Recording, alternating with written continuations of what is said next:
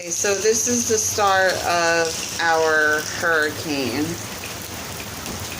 or tropical storm. There's people driving back to Tampa. Not much flooding going on yet.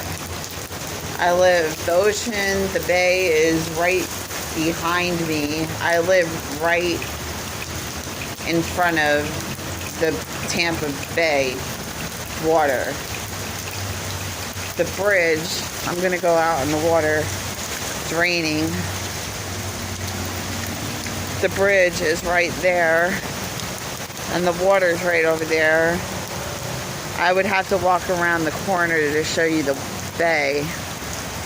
So let's see if we get flood.